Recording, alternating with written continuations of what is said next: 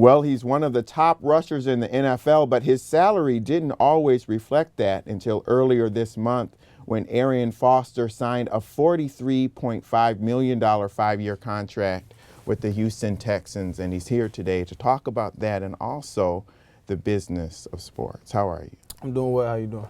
Good. You had a tear. I'm not usually into seeing grown men cry, but you had a tearful press conference when you announced your contract, when they announced your contract. And in that case, it was touching. Why did you cry? I'm not really a crier. My family will tell you that. I haven't cried for years, but I think it was just overwhelming at the time. Something that you have dreamed about since a kid. And even though I was playing in the NFL for a couple of years, 3 years, you never, you're making a good living, but you never really feel financially secure for the rest of your life. And that's something that, kind of comes with professional sports, is that persona that you make millions of dollars. Certainly. And people always, kind of put that on you. Oh, you're a millionaire. Like, no, I wasn't. You in the first 3 years, you were making $525,000 a year. My first year, I probably took in quarter million, maybe 250 grand, and then my third year, I think it was around 310, and then my third year it was 510, which is good money. Right. But after taxes, you'll cut half of that out. And even for a 25-year-old guy, for the work that you were putting in, it wasn't commensurate. Well, yeah, especially for the production that I was giving, and it's at that moment, it all kind of hit me that if I do the right things financially with this situation that I was fortunate to have, myself and my family will never have to worry about money again, and it's just the overwhelming feeling. And really, the backstory on that was that you started out your career on the practice squad. You had to prove yourself, and people probably didn't expect you to do as well as you did. But you had a breakout season, but your salary didn't reflect that because people didn't expect you to do so well. And at one point in the beginning, you were making more off the field in endorsements than you were making on the field. Yeah. How did that whole endorsement thing start to happen for you? Oh, well, I have a good team around me. I have a business manager, and I have a marketing company aside from my my agency. And I think a lot of the times agents kind of box athletes into the marketing team that their agency is with. And like 90% of the stuff that they funnel in comes through the NFLPA anyway. Right. And so our thought was, well, if it's going to come anyway, let's just go out and actively search for things and kind of take a different approach to marketing. And then that's what we did when my first season happened, and a lot of those things started coming, kind of small at first, and then, as you start to perform better and better, the bigger ones come. But I think that's always been our approach, was, let's do things outside of the norm of what athletes do, because even my financial planning, I take a different approach, because if you look at how many athletes go broke in the realm of sports, period, it's like 80%, 75%, something like that. And it's disproportionately higher for football players. Absolutely. Because the guaranteed money isn't there, right? Absolutely. So my approach is, if 80% of the guys are going broke, why am I going to follow the same blueprint that 80% follow? I'm going to try something different. Right. And you're going to break some news with us today that you just signed a deal with Under Armour. Yes, I did. Yeah. That's a major endorsement, because they have Tom Brady, they have Cam Newton, they have some of the biggest stars, and now you represent someone who is supposed to bring in the young generation. Yeah, no, it's a big step for myself and for Under Armour, and we're just really excited about it, that they gave me the opportunity to represent their company, and I think it's going to be a good partnership. They got me on in the pinnacle of my career, and I plan on continuing doing what I've been doing, and hopefully this is a partnership that lasts for the rest of my career. Clearly a rising star in the NFL. As you continue to go, I think back to that press conference where one of the things you said was that getting the big contract kind of took some of the pressure off. Absolutely. Did that pressure, however, did that help drive your performance in the early years?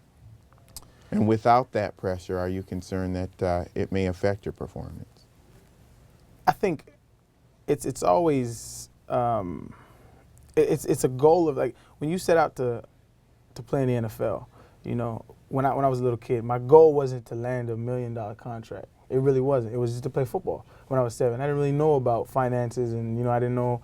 I was 7 years old. I didn't know about all that. But as you kind of grow as a human being and understand how our society operates, you understand that if you do attain that goal, you do get that $1 million contract, and so that becomes part of the package. But I never let that alone motivate me or drive me. My drive was always to be one of the best football players that's put on pads. That's always been one of my goals. And if I fall short, I'll fall short. But I can look myself in the mirror, and I think that's the biggest. That's my biggest. That's my biggest thing is if I look in the mirror at the end of the day and I'm not happy with what I did or who I am, then none of this matters. None of this matters. I mean, I know millionaires in football and out of football that are miserable because they don't like who they are, and the motives that they did to get there. They have to coincide, or else it's worthless. And the perception is, for a lot of athletes, when you look at it, a $43.5 million contract is filled with incentives. Only part of that is guaranteed money. But when people read that big number, they assume certain things. What do you think about that? How does that affect you?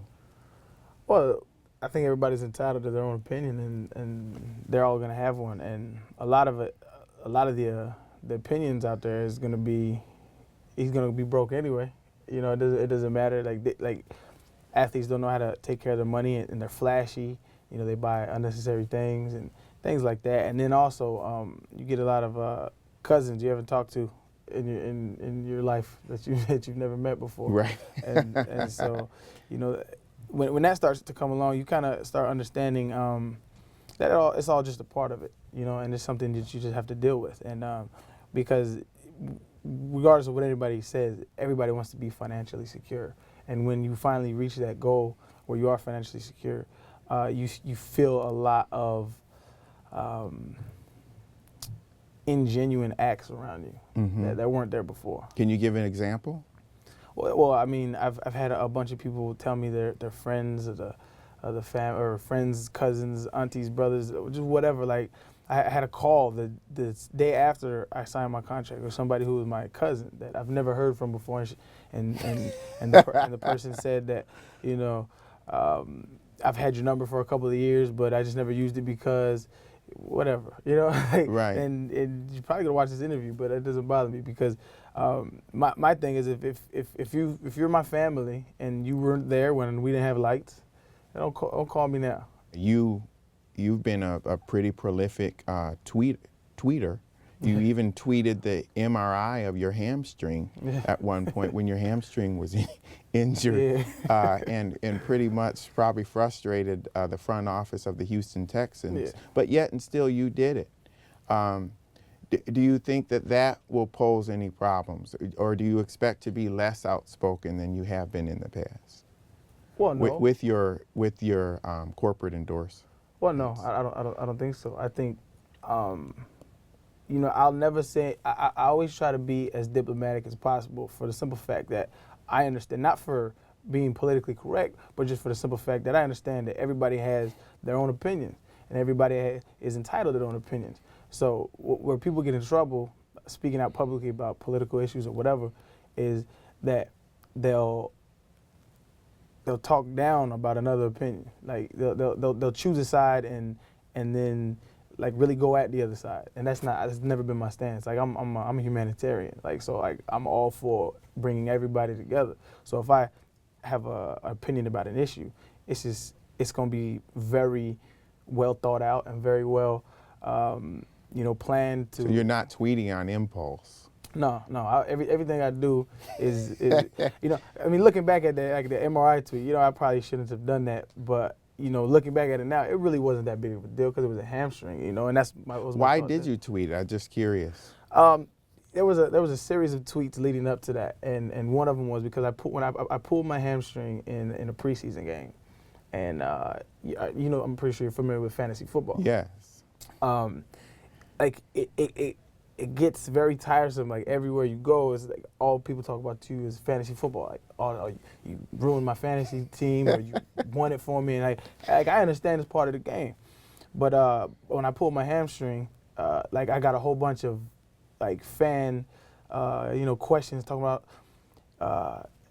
Is this going to ruin my fantasy team? How's it going to look? Yada, yada. I'm like, that's the first thing you think about when a man gets injured is your fantasy team. Right. Like, they forget that underneath this helmet. Like, I take the helmet off. I take my pads off. I go home, and my daughter runs and says, Daddy, you're home, I have a wife. I have a family. Like, I have thoughts. I have feelings, all this. But, like, when a man gets hurt, you say, how's my fantasy team doing? It was just sick to me. And so I tweeted that out. I said, for the people that are really concerned, I'll be okay, and I'm pretty sure I'll be ready.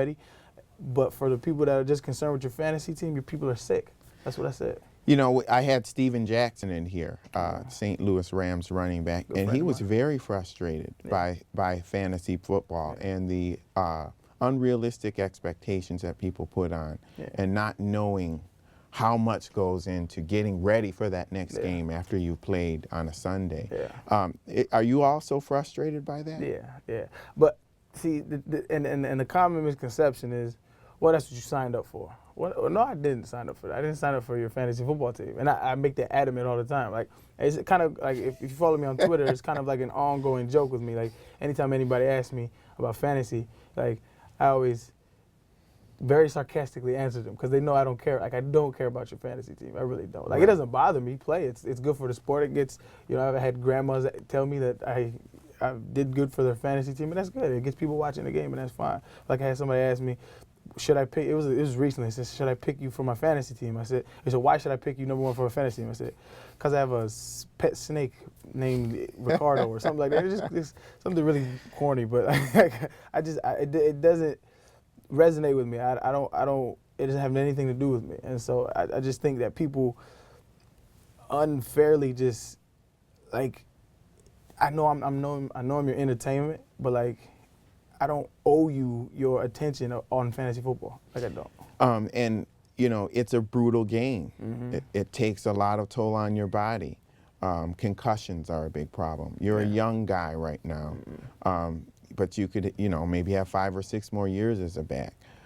Are you concerned about that with concussions and the toll that it takes on your body? I mean, that is something that I signed up for, It's part of the risk of the game. I think injury is inescapable as an athlete. You're not going to not get injured. Injuries are actually a part of the game. It's all on how you deal with them. And, concussions is one of the side effects of our sport that has long-term effects, but it's just part of it's just part of the process. Do you pay attention to the research and the lawsuits that are currently being filed by athletes?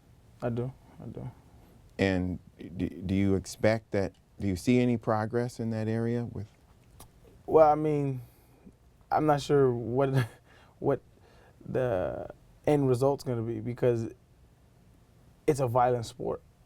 Boxing is a violent sport. That's like boxers suing the boxing league because they get concussions. You getting punches in the head. Like, it's part of the sport.